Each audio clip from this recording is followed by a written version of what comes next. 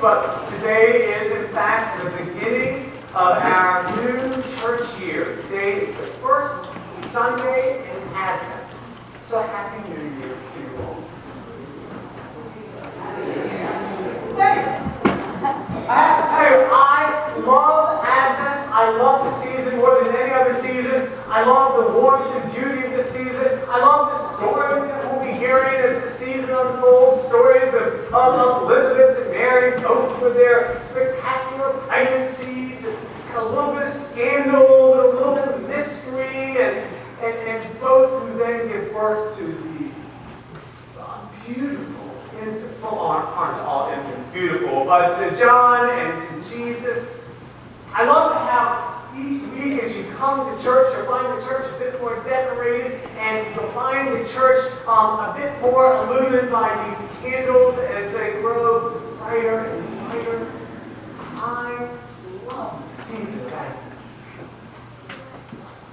And yet, I have to tell you that each year, as I read the first lessons for Advent, and as I imagine the warmth and the light and the beauty of this season, I'm brought up kind of short, to be honest.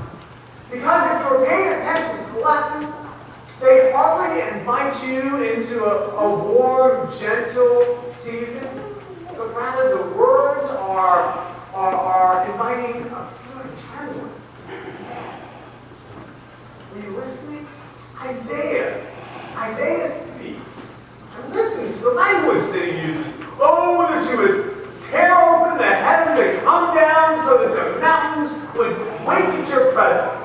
As when fire kindles brushwood and a fire causes water to boil. Isaiah is speaking for the Israelites who have been exiled, who have been living with Babylonian oppression. Their temple's been destroyed. Their beloved Jerusalem is laid waste in desolation. They've had this bitter, broken experience. And so the language that he uses is the language of beating hearts and tearing garments, and it's almost accusatory. I mean, they talk about how they sin, but they also talk about an angry God, and they wonder, has God abandoned them? The images are shaking earths, right, and tearing heavens. I mean, these are not images that would play well at our New Year's Eve party. I would think, right? And frankly, the gospel is not a lot better. I mean, the gospel again has Jesus speaking in language that is harsh, painting images of stars falling down from the skies and the moon that no longer gives light. And he too is speaking for a people that suffer so, people that again are exiled, people that again are living oppressed, this time not by the Babylonians, but by the Romans. They too would not exactly be the lifeboat of the heart. This is the way we begin Advent. These are the stories that invite us into the beauty of Advent. These people who are suffering and tortured. It's just jarring to me. I've been doing this preaching thing for 20 years, and every time I open the book and read these stories of Advent, I'm like, oh, right. How do I marry the images in our scriptures and the sentiments that are stirred by Advent? I struggled until this year. So that's all I have to say to you. Okay. I struggled until this year because just a few weeks ago, I finished reading a book for pleasure. It's a book entitled How the Light Gets In by Louise Hay. And its ending was so beautiful, so satisfying, and so deeply theological that this book immediately joined my other other two favorites, A Prayer for Owen and Les Miserables, as sort of a holy trinity now of books that I just will forever share. And that might sound kind of funny because if you know these books, they are essentially detective novels. They center on a character named Inspector Gamache. And they sort of take place, unfold in Quebec, and oftentimes in a little village called Three Pines. But read this book, How the Light Gets In, and let me know if you disagree. Because I'm telling you, if you read this book, you're going to meet these characters. You're going to meet a character by the name of Ruth, who is a poet of some note, but who is also so cranky and so cynical and so misanthropic when it comes to her fellow human beings that her only true close companion is a dove. Right? And yet, this woman is capable of using language, using words that paint pictures more beautiful than the sunset. You're going to meet Clara. Clara, who is still struggling so with the estrangement of her marriage, and she is self-absorbed and kind of wallowing in her grief.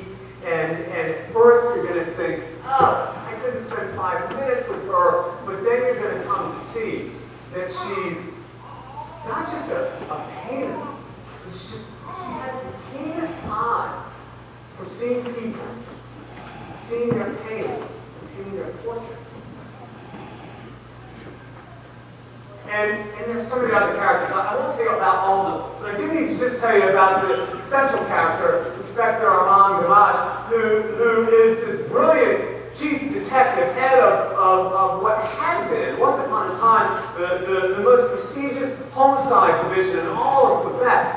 I say had been because he too is suffering and struggling. He's run afoul of his superiors, and they have gutted his entire department, leaving them with only sort of resistance and sabotaging and stupid detectives. Come to know these characters, and you will see that they are all flawed, that they are all struggling, they are all profoundly broken, just trying to hang on, just trying to get by in their brokenness. But here's the thing I want to tell you, and I'll tell you this without giving away the sort of whodunit part of this novel. What we also come to realize as we follow and know these characters is that the way the light gets in is through their brokenness. Whether it is a broken door or a broken heart, how the light gets in is through brokenness.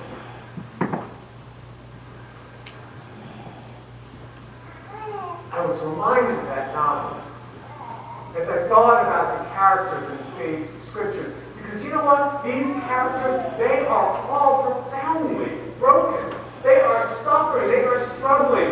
Whether it's Isaiah's audience, who knows exile and oppression and abuse and slavery, or whether it's Jesus' crowd, who knows abuse as well, and oppression and marginalization.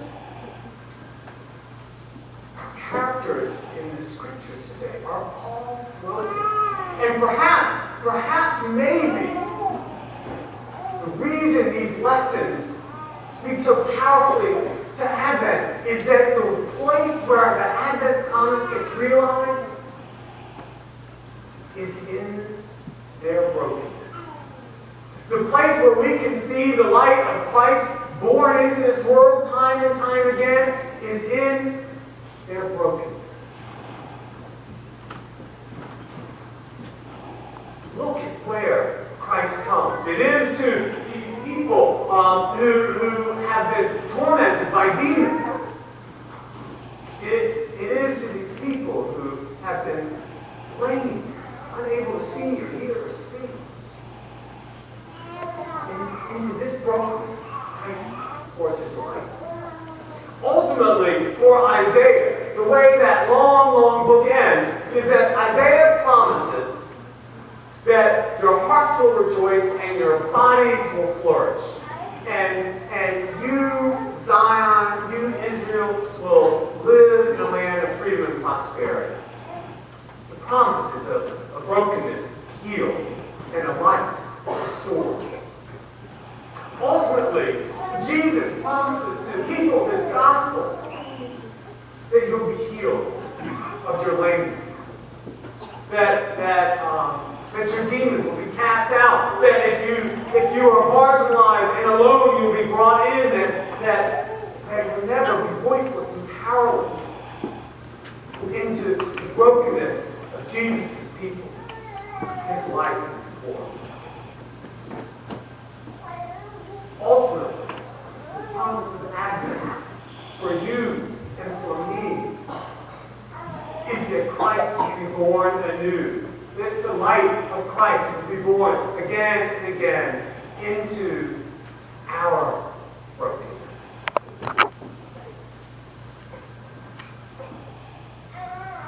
I know as we enter this Advent that there are some of you that enter it with heavy hearts, with broken hearts, with grief, sadness. I know that there are some of you who enter the season of Advent feeling fairly intact, fairly well glued together.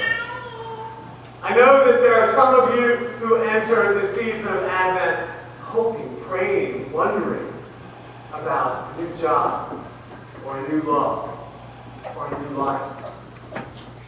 And I know that there are some of you entering the season of Advent feeling grateful for the good fortune that you're enjoying.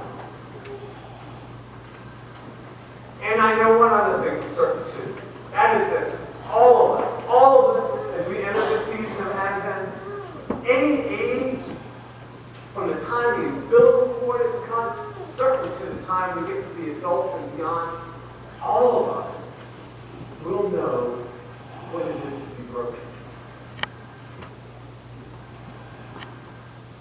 And the Advent promise is that if we can keep our eyes open, and if we can keep our hearts open, then into the cracks of that brokenness, Christ's light will be born.